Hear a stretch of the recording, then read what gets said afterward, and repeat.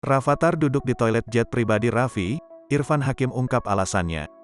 Irfan Hakim akhirnya meluapkan unek-uneknya setelah menumpang jet pribadi Raffi Ahmad.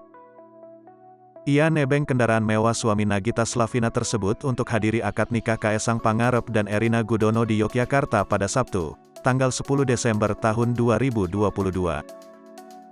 Irfan Hakim mengaku tidak enak hati pada seseorang, namun bukan pada Raffi Ahmad maupun Nagita Slavina.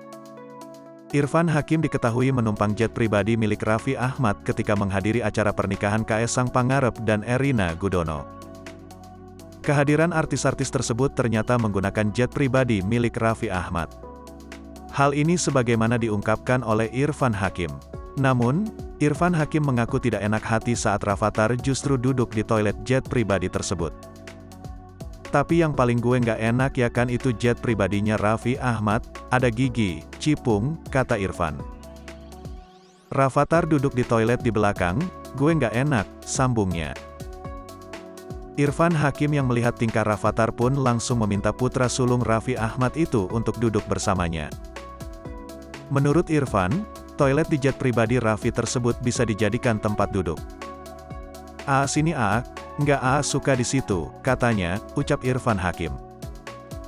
Jadi toiletnya tuh bisa ditutup jadi tempat duduk, tambahnya.